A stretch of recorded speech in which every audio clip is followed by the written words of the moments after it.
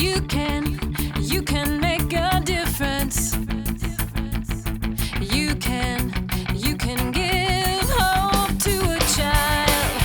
You can change a life. Welcome to another episode of One-on-One. My name is David and I'm joined by Dr. Emily. And today we're going to be talking about practical tips for mentors. Yes, and Dave, sometimes mentors notice that kids are all about themselves. And if we're perfectly honest, we can all tend to be a little self-absorbed sometimes. But that can be difficult to know how to handle as a mentor. There are some kids that seem to completely withdraw and avoid all social situations. And other times mentors notice that their kids strive to be the center of attention all the time. And it's difficult to know how to handle those situations.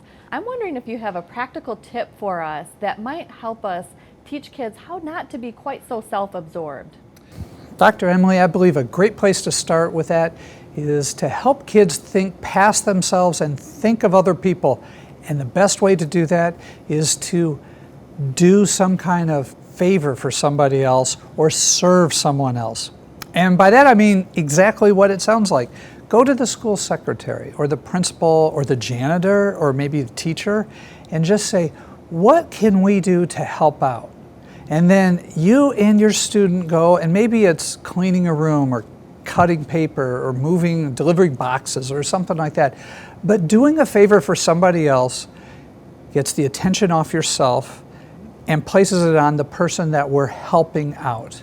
Now, you can also take that to, hey, in the room that we meet, let's make sure at the end we leave time to clean it up so that it's cleaner than when we found it.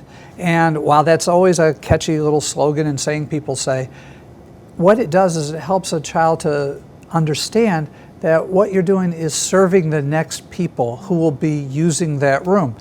And if you do it as a habit, it becomes very, very natural for kids, and they look forward to that moment when you work together to clean up the room. Sure. Now, as children start to think outside themselves, some wonderful things happen. We had at the school I mentor a little kindergartner who was a very rough and tough kid and bullied a lot of kids and all that. And he had a mentor, and they worked on a lot of think past yourself, don't just think of yourself skills throughout the year.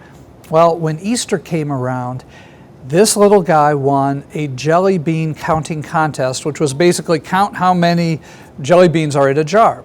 So when you win it, you win the jar of jelly beans. He found out that he was the winner, and so what he told his mentor is, come on, let's go back to my classroom.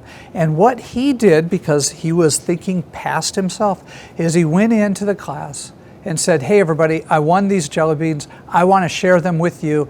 And so they all lined up, and he proceeded to get a Dixie cup out for each individual student and give them a Dixie cup full of jelly beans. Many of these kindergartners were hugging him, the class bully. They were hugging him. It was quite a moment, and in a kindergarten kind of way, a whole bunch of love was expressed because one life was changed. One little boy was not thinking about himself, he was thinking about others. So it's definitely something worth doing for a mentor and a student. Yes, taking the focus off myself and learning how to serve. What a great suggestion. Thanks, Dave. Now mentors know what to do. You can make a difference.